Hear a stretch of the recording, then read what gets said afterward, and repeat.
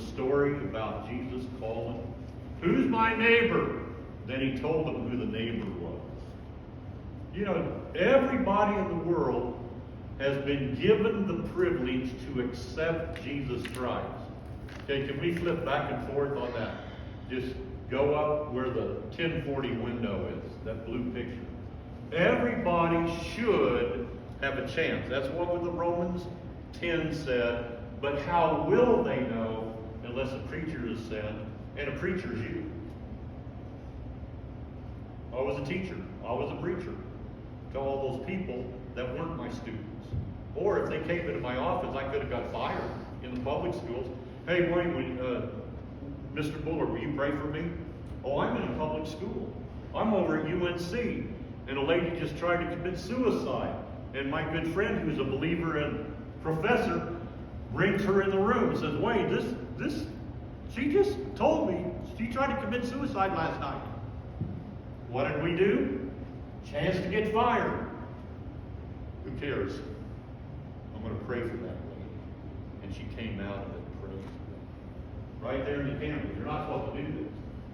So see all the world, let's represent 20 people right here and leave 16 here and about 3 or 4 over here. That percentage, like 80 something, 75% or whatever it is, get the gospel every day, all the time, 2,000 years or whatever. This group never gets the gospel. Okay? What those scriptures are talking about, the fields are wide in the harvest. That's 3.5 billion people right there. That's kind of amazing, isn't it? And what's beautiful about it, we're involved in it. Anybody in missions involved. My son went over there to China, in the middle of China, and took these little tiny microscopic Bibles and gave it to all these people with the machines so they could get the Word of God. Okay? You say, well, China's got one of the biggest revivals going on in the world. Yeah, underground church. Okay? But we're talking about 1 billion people in India. 1 billion people. They're wrapped up. Hinduism, 10,000 gods. Who gets to go? We do. Some way or another. Even if you just give a dime to mission, is going to reach all those people. The harvest field is what? Greeley, Colorado. Isn't it true, Roger? Right down in the park on 35th and 16th. The harvest field is right. The harvest field is right. Of the lady that's disabled that was on the shuttle to get here yesterday. She was right to hear the gospel and to pray for her.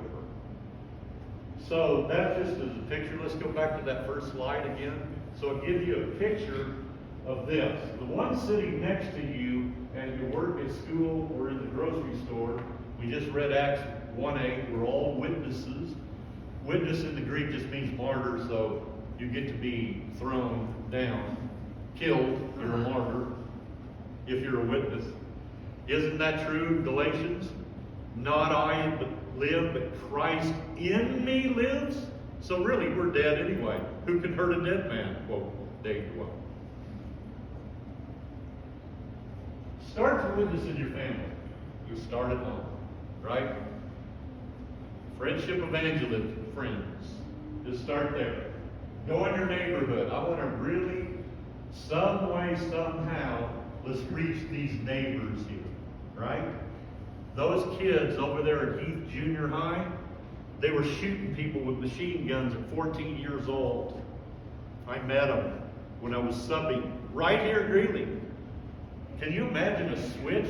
Oh, you mean I don't have to have a K-15 anymore? Wow, I get to go to school. I get a free lunch.